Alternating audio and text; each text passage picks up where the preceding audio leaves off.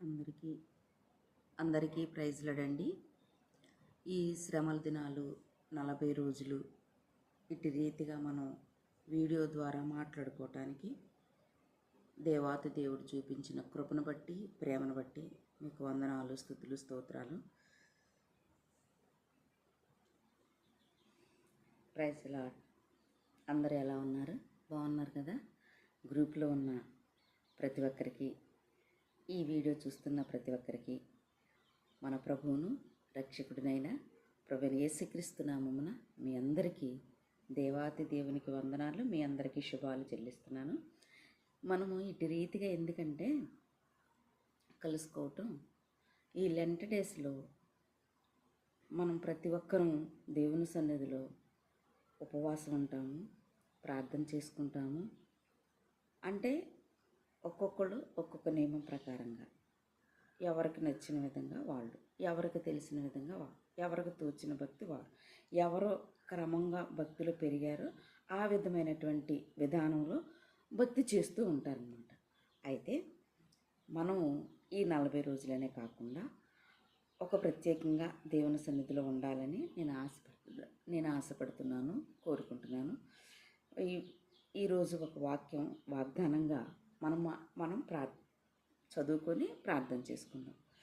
కీర్తనల గ్రంథము 51వ అధ్యాయము 2వ వచనం. నా దోషము పోవునట్లు నన్ను బాగుగా కడుగుము, నా పాపము పోవునట్లు నన్ను పవిత్రపరచుము. నా అతిక్రమములు నాకు తెలిసే ఉన్నాయి, నా పాపం ఎల్లప్పుడూ నా ఎదుటేనున్నది.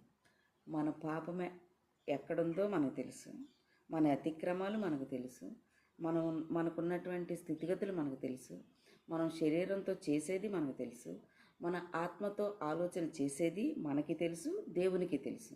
అయితే దేవుడు ఏదైతే కోరుకుంటున్నాడో అంటే ఇదే అధ్యాయము 16వ వచనంలో ఏమనుంటుందంటే, నా నోరు ప్రభువా, నా నోరు నీ స్తుతిని ప్రచురించినట్లు నా పెదవులు తెరవుము.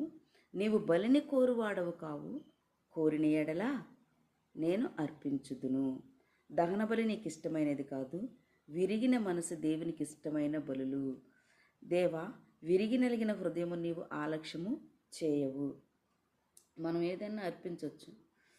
దేవుని సన్నిధికి వెళ్ళి నీ పాపం పోతుంది అంటే, నువ్వు మోసం చేసిన, లేదా ఏదో ఒక విధంగా వ్యాపారం చేసి లాభం సంపాదించిన, అది అక్రమం తెలిసిన, అది అబద్ధమని తెలిసిన, అది మోసమని తెలిసిన, అది ఎదుటి వ్యక్తిని నేను బాధపెట్టి నేను లాభం పొందుతున్నానని తెలిసిన, దాని నుంచి మనం విడుదల పొందాలి అని అనుకుంటే మన లాభం పోతుందని మనం విడుదల పొందలేము, ఎందుకంటే మన లాభం కోసం.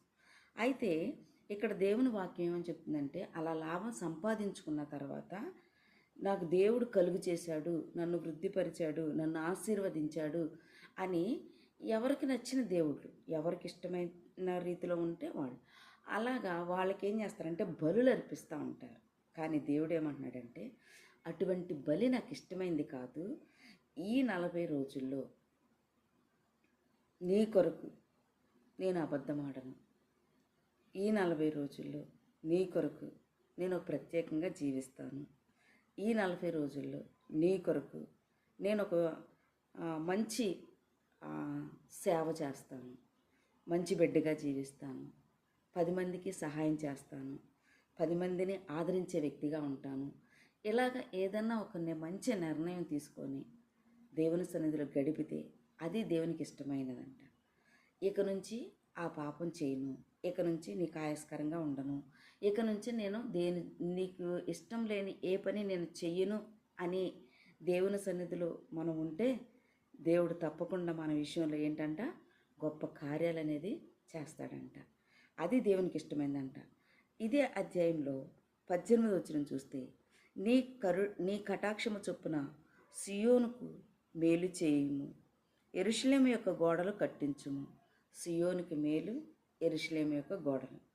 సియోను మన మందిరాలు, మన హృదయాలు. యెరూషలేము యొక్క గోడలు, ఆనాడు యెరూషలేము ప్రార్థనా మందిరం మరలా తిరిగి కట్టబడాలి. యెరూషలేము పైన సమాధానం ఉండాలి, క్షేమం ఉండాలి. మరలా తిరిగి కట్టబడను. మన ఆత్మీయ స్థితి జీవితాలు మరలా తిరిగి కట్టబడును అన్నట్టుగా ఉండటానికి ఆ దేవాతి దేవుడు సహాయం చేయలాగున ఈ యొక్క లెంట్ డేస్లో ఈ రీతిగా మనల్ని మనం సరిచేసుకోవటానికి, మనల్ని మనం భక్తి చేసుకోవటానికి, మనల్ని మనం దేవుని సన్నిధిలో నిలబెట్టుకోవటానికి, తిరిగి మనల్ని మనం కట్టుకోవటానికి దేవాతి దేవుడు కృప చూపించినట్లుగా ప్రార్థన చేసుకున్నాం. చిన్న ప్రార్థన చేస్తాను. నిన్నటి నుంచి ప్రారంభిద్దాం అనుకున్నాము. దేవుడు ఇట్టి కృప నాకు ఇచ్చినందుకు దేవునికి వందనాలు. చూసి మీరు కూడా నాతో పాటు ఏకీభవించమని మీకు తెలియచేస్తున్నాను.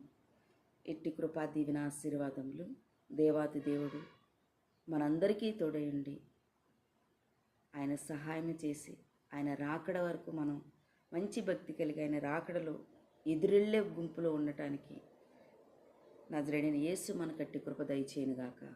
ఆమెను ప్రార్థన చేసుకుందాం. ప్రేమ కలిగిన తండ్రి, పరిశుద్ధుడా, గనుడా, గొప్ప దేవా, నీకు వందనాలు, స్తుతులు, స్తోత్రాలయ్యా.